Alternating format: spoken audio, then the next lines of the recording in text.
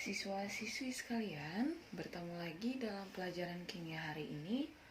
Pada pelajaran hari ini kita akan membahas tentang ikatan kovalen.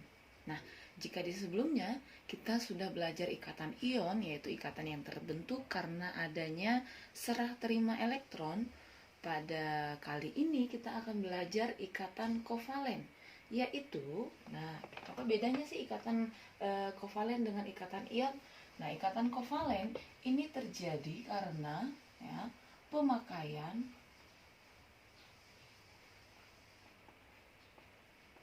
bersama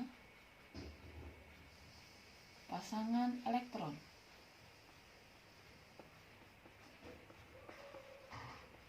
Nah, jadi ini terjadi karena pemakaian bersama pasangan elektron, dan ini terjadi antara unsur non-logam.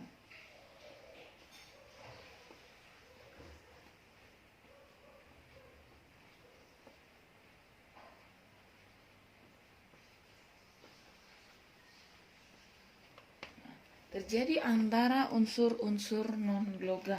Nah, mengapa bisa demikian?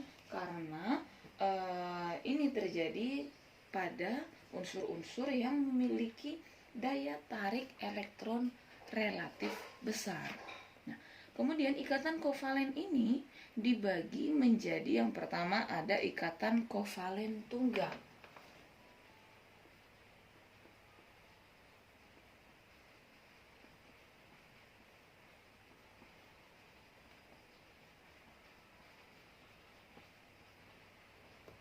Apa yang dimaksud dengan ikatan kovalen tunggal?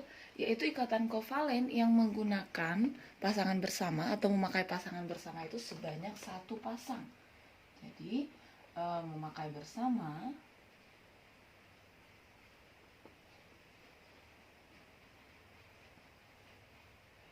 satu pasang elektron. Maksudnya seperti apa? Kita ambil contoh ya. Yang paling gampang dulu kita ambil H2. H2. Nah, kalau kita ambil H2 seperti ini, ya, H itu kita tahu berada di golongan 1A. Jadi dia berada di golongan berapa? Itu yang perlu kita tahu pertama. Kemudian nanti jumlah titik Lewisnya itu sesuai dengan golongannya. Kita lihat dalam tabel periodik unsur bahwa H ini terletak pada golongan 1A, maka titiknya ada 1. Jadi H mempunyai satu titik seperti ini. Ya. H2 berarti ikatan antara H dengan H. Kemudian H yang satunya lagi, di sini mempunyai satu titik juga. Kita buat di sini. Nah, kita buat dengan bentuk yang berbeda.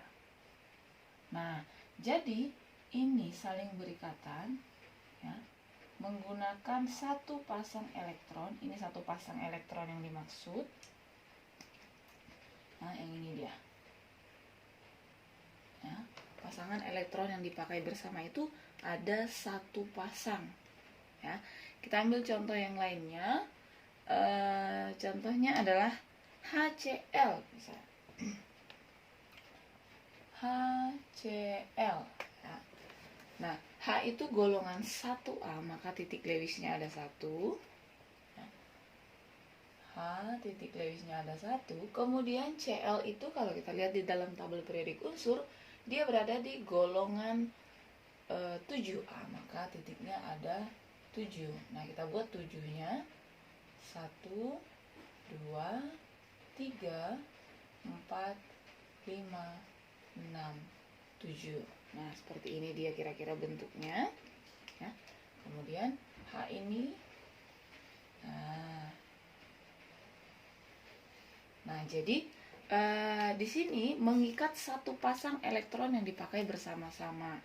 Lalu pasti dari kalian ada yang bertanya-tanya, mengapa H itu hanya ada 2 elektron di lingkarannya, sedangkan Cl ada 8. Itu yang kemarin kita bahas mengenai aturan oktet dan aturan duplet. Nah, jadi di sini kita tambahkan ya, ada yang memenuhi aturan duplet, ada yang memenuhi aturan oktet. Nah, jadi yang memenuhi aturan duplet itu artinya dia stabil ketika mengikat 2 elektron Kemudian yang oktet ini 8 elektron. Hanya 2 itu pilihannya ya. Jadi yang duplet itu untuk unsur-unsur tertentu saja ya. Kemudian dia ada yang oktet 8 elektron. Kita ambil satu lagi contoh ya. Misalnya Cl2. Cl2 berarti ini ikatan antara Cl dengan Cl ya. Kita gambarkan di sini Cl tadi golongan 7 dengan Cl ya. Cl dengan Cl masing-masing mempunyai 7. Jadi ini 1 2 3 4 5 6 7. Kemudian Cl yang satunya pun memiliki 7. Di sini 1 2 3 4 5 6 7. Nah, ini kita buat bagaimana caranya supaya dia memenuhi aturan oktet ya. Kita buat sampai 8. Nah, berarti ini mengikat 8 ya. Yang ini pun mengikat 8 elektron atau 4 pasang. Nah, yang digunakan bersama ini adalah satu pasang. Ini pun satu pasang, ini satu pasang. Itu yang disebut dengan ikatan kovalen tunggal ya. Dan masih banyak lagi contoh yang lainnya pada ikatan kovalen tunggal ini. Nah, kemudian kita ke yang kedua ya, yang B.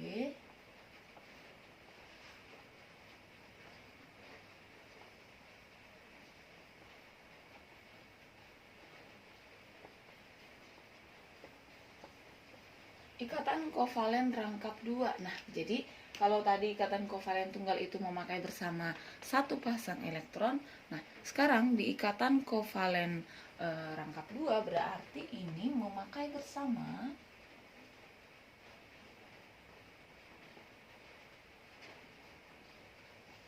dua pasang elektron. Nah, memakai bersama dua pasang elektron. Kita ambil contoh pada oksigen O2. Nah, kita tahu bahwa dalam tabel periodik unsur O ini berada pada golongan 6A. Jadi kalau misalnya kita bikin lambang Lewisnya, dia mempunyai 6 titik. Jadi, O mempunyai 6 titik. Ini antara O dengan O ya.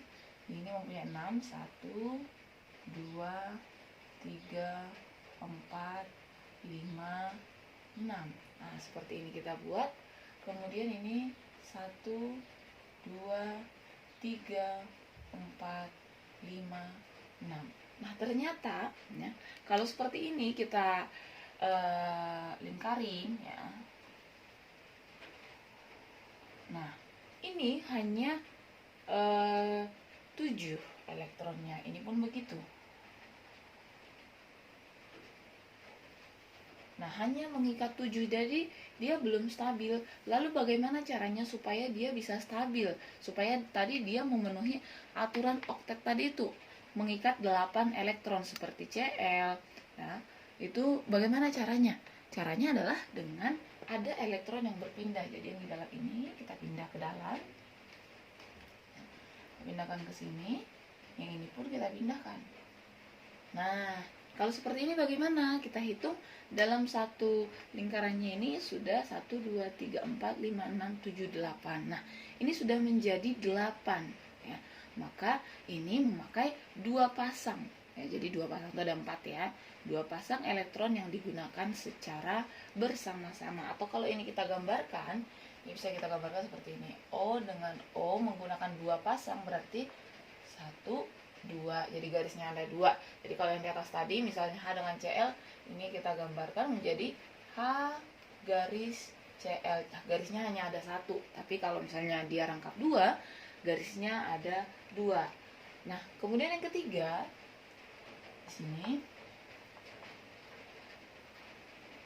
ikatan kovalen rangkap 3. Nah, sini ikatan kovalen rangkap 3 berarti dia memakai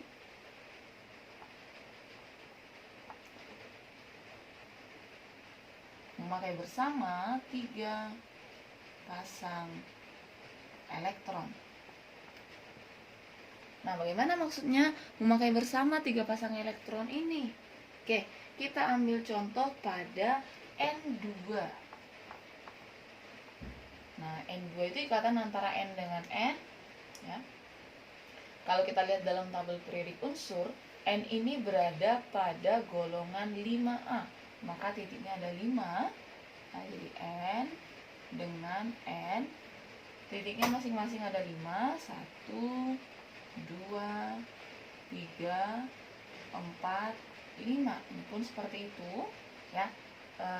Mungkin dari kalian ada yang bertanya, Bu, itu bisa nggak kalau misalnya ada yang bulat, ada yang bentuk silang, ada yang bentuk lain, kenapa dibeda-bedakan? Nah, itu hanya untuk membuat kita membedakan. Misalnya tadi, oh di sini yang bulat itu punyanya si O, yang X itu punyanya si O yang sebelahnya, yang X ini punyanya si CL, yang bulat ini punyanya si H, itu kan.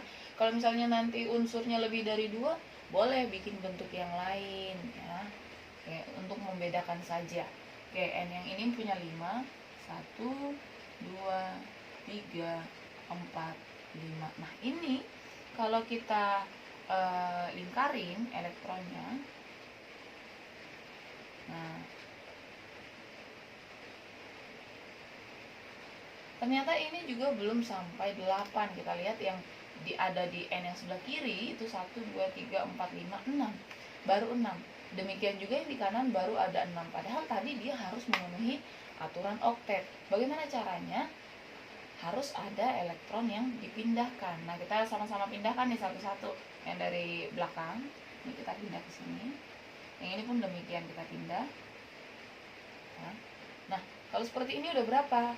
Nah, ternyata kalau seperti ini dia baru ada 7, ya, baru ada 7, masih kurang.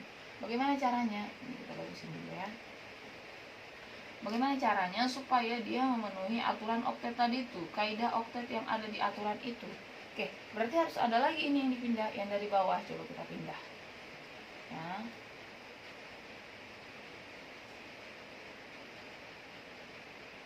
Nah, kalau seperti ini bagaimana? Nah, kita hitung yang ada di N di sebelah kiri, 1, 2, 3, 4, 5, 6, 7, 8. Oh, ternyata dia itu akan memenuhi aturan oktet jika memiliki ikatan kovalen rangkap 3. Artinya memakai pasangan elektron bersama itu sebanyak 3 pasang. Atau kalau kita gambarkan N dengan N ini menggunakan 3 pasang, berarti garisnya di sini ada 3. Nah, kemudian ada yang disebut dengan ikatan kovalen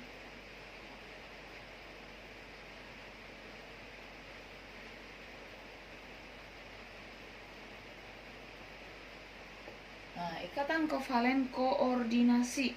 Apa nih yang dimaksud dengan ikatan kovalen koordinasi? Oh, ternyata ini adalah ikatan kovalen yang pasangan elektron yang dipakai bersama itu hanya berasal dari satu unsur.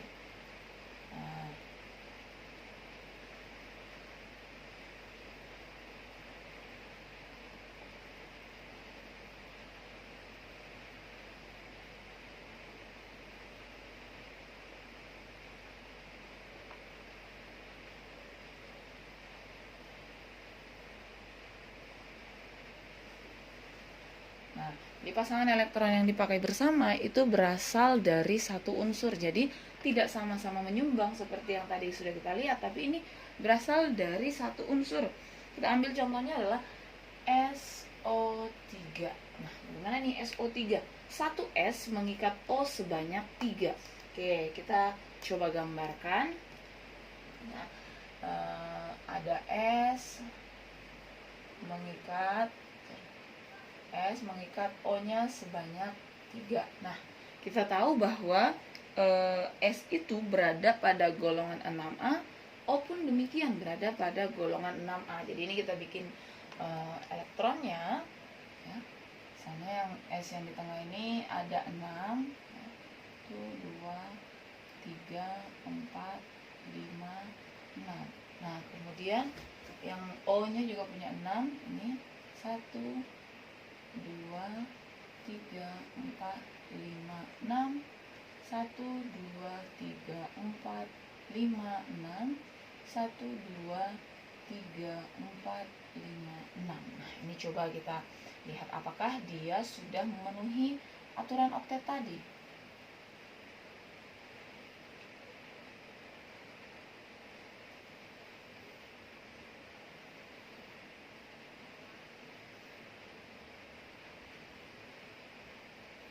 Nah, kita lihat di sini ya. O yang di sebelah kiri, ya kita lihat di dalam lingkarannya itu sudah ada 8 elektron. O yang di bawah juga sudah ada 8. O yang di kanan juga sudah ada 8. Tetapi S-nya yang di tengah ini, ya, S-nya yang di tengah ini baru mengikat 6. Bagaimana caranya?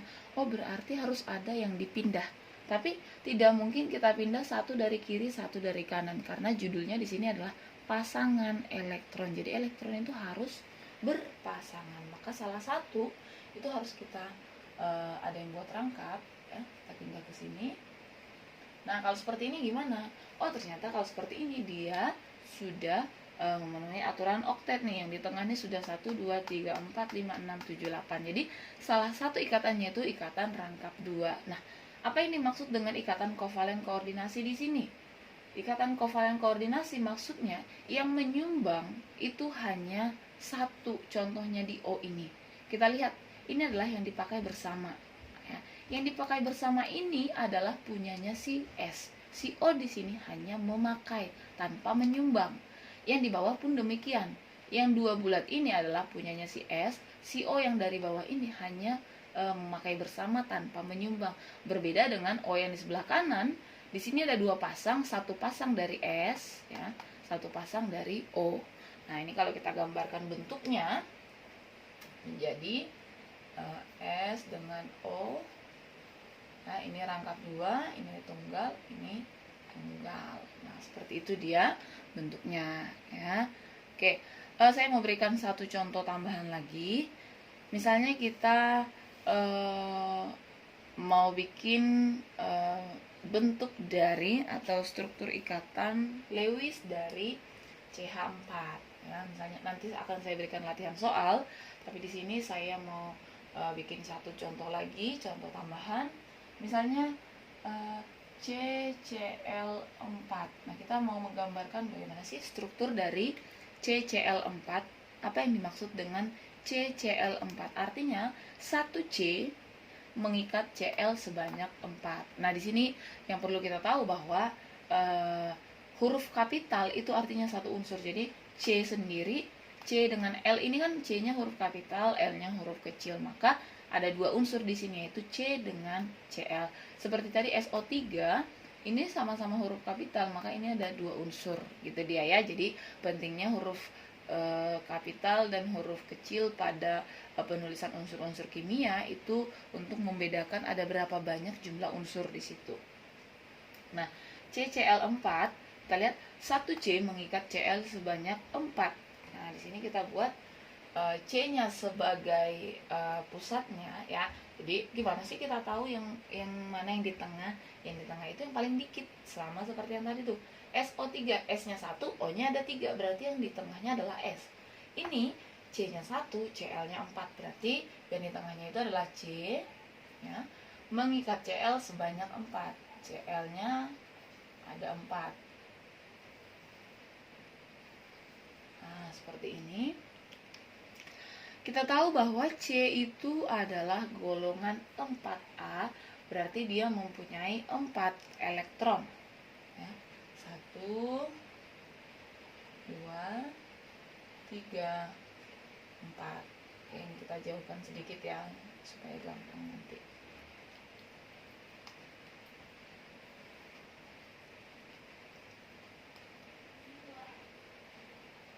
Nah, seperti ini. Kemudian Cl itu golongan 7A, maka dia mempunyai 7 titik Lewis, ya. Jadi kita mulai dari sini. 1, 2, 3, 4, 5, 6, 7. Ini pun seperti itu. 1, 2, 3, 4, 5, 6, 7. 1, 2, 3, 4, 5, 6, 7.